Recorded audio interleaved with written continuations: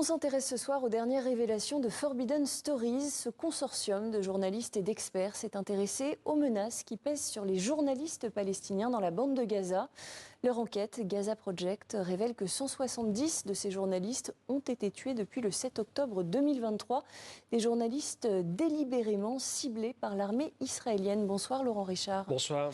Merci beaucoup d'avoir accepté notre invitation. Vous êtes journaliste d'investigation et vous êtes surtout le fondateur de Forbidden Stories. Et puis nous sommes en direct avec Jonathan Daguerre, responsable du bureau Moyen-Orient de l'organisation Reporters sans frontières. Alors Laurent Richard, je me tourne d'abord vers vous. Qu'est-ce qui vous permet concrètement d'affirmer que ces journalistes palestiniens sont délibérément ciblés par l'armée israélienne dans la bande de Gaza ? En fait, on s'est associé avec 44 autres journalistes. On a coordonné une investigation qui s'appelle donc le Gaza Project pour pouvoir enquêter sur les conditions dans lesquelles certains journalistes ont trouvé la mort.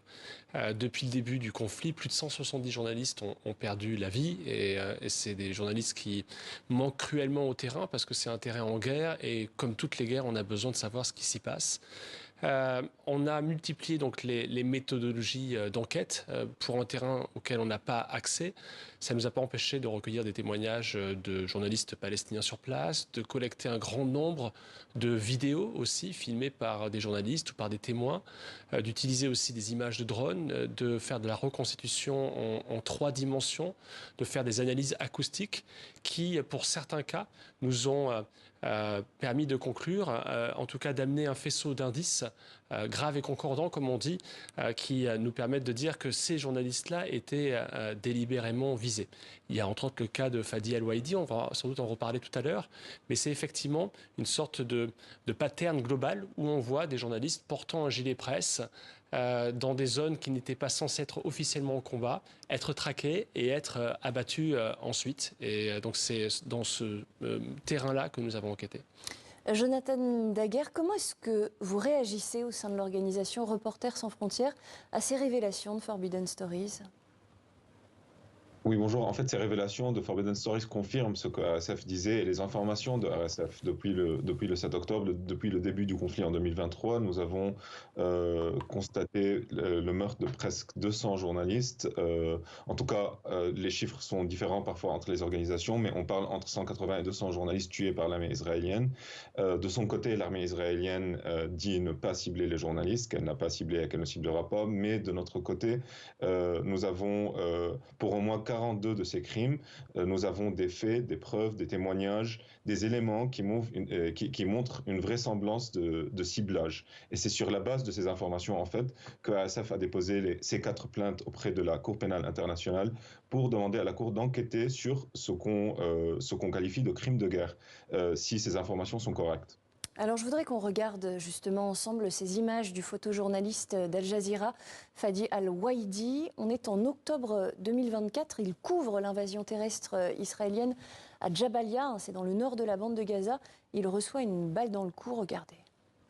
اليوم الخامس على التوالي للعملية البرية العسكرية على مخيم جباليا. الآن إطلاق النار على المواطنين الذين يحاولوا النزوح. أوضاع صعبة. حالة من الخوف. أبواي يلا ننسحب أبواي.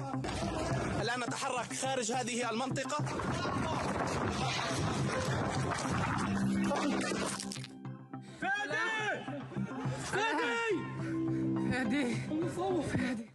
Voilà des images assez saisissantes. Alors ce journaliste, il est aujourd'hui paralysé. Laurent Richard, ce que nous montrent ces images, c'est qu'il était effectivement parfaitement identifiable en tant que journaliste. Oui, ces images nous montrent plusieurs choses. Effectivement, comme vous le dites, il était marqué, il était identifié comme journaliste. Il portait un gilet pare-balles et dessus il y avait marqué presse. Deuxièmement, il était dans une zone qui n'était pas censée être une zone de conflit. La veille, l'armée israélienne avait posté sur les réseaux sociaux une zone de Jabalia qui était une zone à évacuer. Il n'était pas dans cette zone et il venait justement dans une zone qu'il estimait assez sûre avec 4 autres collègues et confrères pour filmer le déplacement, ces personnes déplacées fuyant ce quartier en guerre. La troisième chose que nous montrent ces images et aussi le son qui va avec ces images, c'est le survol par des drones de Fadi El-Waidi et de ses collègues. Ensuite, on a pu comprendre, on a essayé de savoir depuis quel endroit cette balle-là avait été tirée. tiré. Donc il a fallu reconstituer avec plusieurs sources d'images. Vous avez pu vous entretenir avec des sources au sein de l'armée israélienne sur ce cas précis? Absolument. Ça, c'était un travail important. On a travaillé avec des journalistes aussi israéliens, des journalistes palestiniens, et on est allé évidemment demander, poser des questions à l'armée israélienne pour comprendre ce qui avait pu se passer. Au-dessus et dans le ciel, et au-dessus de Fadi et de ses collègues, il y avait donc des drones, sans doute des drones d'abord de surveillance et puis ensuite des drones sniper. Ce que l'armée israélienne ne confirme pas ni n'infirme pas utiliser, ce sont des drones qui sont capables de tirer par rafale automatique sur des cibles une fois l'observation faite par un autre drone. Donc ils agissent sur une sorte de binôme de drones au-dessus de leur cible, et là en l'espèce des cibles civiles des journalistes. On a aussi pu consulter un rapport médico-légal d'un hôpital à Gaza, puis ensuite d'un autre hôpital en Égypte où Fadi a pu être traité. Il est aujourd'hui paralysé des deux jambes, qui nous donne une indication de la trajectoire de la balle. La balle lui a perforé le cou, est ressorti dans le dos et entre-temps a brisé la moelle épinière, ce qui fait qu'il est paralysé aujourd'hui et ce qui nous permet de déterminer le point depuis lequel la balle a été tirée. Donc c'était donc un point en hauteur. Et puis ensuite, on a aussi documenté ce qui est arrivé ensuite à Fadi El-Waidi. Il a dû attendre 122 jours pour pouvoir être évacué médicalement, un temps anormalement long vu sa situation sanitaire. Jonathan Daguerre, vous avez, vous, à RSF, récemment un communiqué également sur l'état de santé de ce journaliste. Laurent Richard nous le disait, il est aujourd'hui paralysé, ça veut dire qu'il ne peut plus exercer son métier de journaliste. C'est un cas qui est loin d'être isolé dans la bande de Gaza? En effet, RSF avait demandé l'évacuation de Fadi El-Waidi et Ali Attar, son collègue qui a aussi été blessé avec lui et qui a été évacué bien avant, mais malheureusement Fadi El-Waidi a été évacué presque 120 jours plus tard et privé de soins. Et malheureusement, c'est un schéma qui se répète. On constate que ce schéma, en fait, fait partie d'une stratégie claire menée par l'armée israélienne dès les premiers jours, d'imposer un blackout médiatique sur la bande de Gaza, que ce soit le ciblage des journalistes, le ciblage des rédactions, le blocus médiatique qui empêche la presse internationale de rentrer ou les journalistes de sortir. On voit en fait, c'est une stratégie qui vise à rendre le journalisme un métier dangereux dans la bande de Gaza, et c'est ce qu'on voit. Et c'est très dangereux. C'est un crime contre les journalistes de Gaza, contre les journalistes partout dans le monde, mais aussi contre le droit du public partout dans le monde d'être informé, d'avoir une information libre, indépendante, pluraliste et fiable d'une zone de conflit. Et c'est ce qu'on défend. Oui, pour vous, Jonathan Daguerre, ce blackout médiatique que vous évoquez, il s'inscrit dans une véritable stratégie de guerre de la part de l'armée israélienne. C'est ce qu'on a constaté et c'est ce qu'on voit avec tous ces éléments que je viens de nommer, oui. Alors, autre révélation dans votre enquête, Laurent Richard, à Forbidden Stories, vous dites que les journalistes utilisant un drone pour filmer les destructions dans la bande de Gaza sont eux aussi particulièrement pris pour cible. Pourquoi est-ce que l'armée israélienne s'en prend à ces journalistes dronistes ? Alors, officiellement, l'armée israélienne dit qu'elle ne s'en prend pas aux journalistes. Souvent, quand un journaliste tombe, meurt sous les balles israéliennes, ensuite l'armée israélienne va communiquer pour dire qu'en fait, il n'était pas journaliste, il était terroriste, mais sans réellement apporter de preuves. Ça, c'est aussi une tendance et une méthodologie globale qu'on observe depuis le début du conflit. Il est évident et on a pu le constater malheureusement, qu'un grand nombre de journalistes dronistes qui utilisent des drones ont été ciblés, leurs drones ont été abattus, eux-mêmes ont été abattus. Un journaliste qui travaillait pour nous, qui a réalisé des images par des drones pour Forbidden Stories et pour ce projet-là, a trouvé la mort quelques jours plus tard à une autre occasion où il filmait également. Il faut aussi le rappeler. Utiliser un drone quand on est journaliste dans un terrain de guerre, c'est essentiel. Pourquoi ? Parce que ça permet de documenter les ravages de la guerre. Donc l'armée israélienne va tirer dessus, considérant que ça les met en péril leur propre sécurité ou leur sûreté, mais c'est aussi en fait un droit à l'information qu'exercent les journalistes. C'est un droit à l'information. En même temps, on sait très bien que les drones sont aussi utilisés par les armées, par des combattants, dans le cadre de conflits armés, notamment de conflits asymétriques. Il n'est pas possible, selon vous, que l'armée israélienne ait effectivement confondu ces journalistes dronistes avec des combattants ? C'est exactement la question qu'on a posée à l'armée israélienne. Et l'armée israélienne, en fait, finalement, nous dit, et on a aussi des sources au sein de l'armée israélienne qui disent, en fait, il n'y a pas de règle. Il y a une absence de règle totale. Donc, quand ils voient un drone, leur ordre, c'est de tirer sur le drone et de tirer sur celui qui opère le drone. Peu importe s'il est un civil, s'il est un journaliste ou un activiste, ou s'il est un combattant armé du groupe terroriste Hamas. Donc, ils ne font pas de distinction. Cette absence de règle est un immense problème.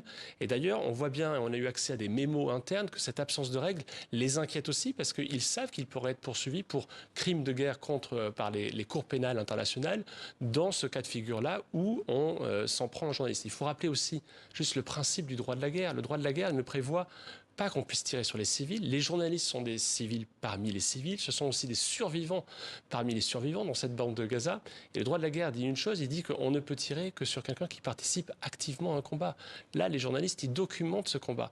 Et utiliser des drones fait partie de ces outils pour documenter cette guerre qui a déjà fait 50 000 morts.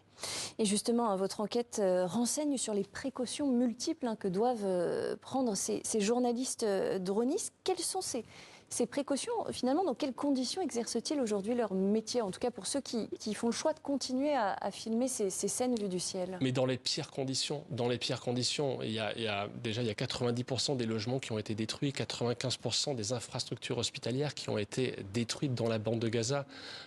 Ils subissent la famine comme les autres civils. Donc ils vont, au péril de leur vie, essayer de nous informer, de filmer ces moments. Et c'est ce qu'on a fait aussi avec Forbidden Stories. C'était pas seulement documenter les conditions dans lesquelles ils ont trouvé la mort, mais aussi de poursuivre leur travail, de raconter ces familles qui sont revenues à Jabalia, qui ensuite ont dû en repartir, de raconter aussi la famine qui frappe toute la bande de Gaza et à quel point les Gazaouis en souffrent. Donc dans toute l'histoire de l'humanité, on a toujours besoin de journalistes sur place. Pourquoi? Parce que sinon les crimes de guerre vont se multiplier en toute impunité. Jonathan Daguerre, pour rebondir sur ce que nous explique Laurent Richard, il faut peut-être aussi rappeler que les journalistes étrangers n'ont pas accès à la bande de Gaza et que de fait, et ça rejoint ce que vous disiez tout à l'heure, il y a finalement de moins en moins de témoins, ou en tout cas de témoins objectifs de cette guerre qui se joue dans l'enclave palestinienne. Tout à fait. En fait, le gouvernement israélien bloque, avec une complicité égyptienne, comme l'avait révélé une enquête de RSF l'année dernière, l'accès des journalistes internationaux dans la bande de Gaza. Et ça, c'est inédit et c'est inacceptable. Les journalistes internationaux ont le droit de rejoindre le collègue palestinien qui travaille depuis la bande de Gaza. Et je reviens au constat de RSF que ça fait partie de ce blackout médiatique parce qu'effectivement, on se retrouve avec un territoire fermé. Les journalistes qui sont à l'intérieur se font tuer, ciblés, ils n'ont pas de rédaction, ils n'ont pas de matériel pour travailler, ils ne peuvent pas être rejoints par leurs collègues de l'extérieur et ça devient presque impossible de pratiquer ce métier. Mais malgré tout ça, il y a des journalistes qui continuent. Et c'est pour ça que c'est important aujourd'hui de les soutenir et de les défendre. Et justement, vous, au sein de Reporters sans frontières, comment est-ce que vous les défendez et quelles actions est-ce que vous mettez en œuvre concrètement pour essayer de faire en sorte, en tout cas peut-être de faire pression sur le gouvernement israélien pour le pousser à au moins respecter le droit international en ce qui concerne les journalistes? RSF fait un travail d'abord d'informer sur les situations de travail de ces journalistes et sur les dangers qu'ils courent. Il y a aussi un travail important au niveau du plaidoyer et de la justice, c'est-à-dire les plaintes à la CPI pour vraiment combattre l'impunité et mettre fin à cette impunité. Il y a aussi un travail au niveau du plaidoyer, au niveau des gouvernements, des organisations, pour vraiment monter la pression sur le gouvernement israélien, comme vous l'avez dit, pour arrêter de cibler ces journalistes, pour arrêter le massacre contre les journalistes à Gaza. Et il y a un travail d'assistance qui vient vraiment pour offrir un soutien direct et concret aux journalistes. RSF, avec ses partenaires Arij dans la zone, ont pu mobiliser presque 100 000 € pour soutenir des journalistes palestiniens à Gaza, malgré toutes les difficultés et malgré ce blocus qui empêche l'aide de rentrer. Laurent Richard, une dernière question pour vous. Quelle suite est-ce que vous allez donner à ce Gaza Project? Est-ce que vous continuez d'enquêter? Oui, on lâchera jamais. C'est d'ailleurs la deuxième édition du Gaza Project. On avait déjà publié un premier volet avec une cinquantaine d'autres journalistes internationaux il y a 9 mois de ça. Ce qui est important, c'est aussi que ce type de collaboration de journalistes d'investigation perdure. C'est extrêmement important qu'on ait accès à ces infos-là. Et depuis l'extérieur, on peut effectivement recueillir des images, travailler en open source, mais comme le rappelait Jonathan, c'est essentiel que l'on puisse accéder à la zone. L'urgence maintenant, c'est de laisser aussi rentrer des journalistes étrangers dans cette zone pour documenter ce qui s'y passe. Merci beaucoup Laurent Richard, journaliste d'investigation et fondateur de Forbidden Stories. Et merci à vous Jonathan Daguerre, responsable du bureau Moyen-Orient de Reporters sans frontières. Merci à tous les deux d'avoir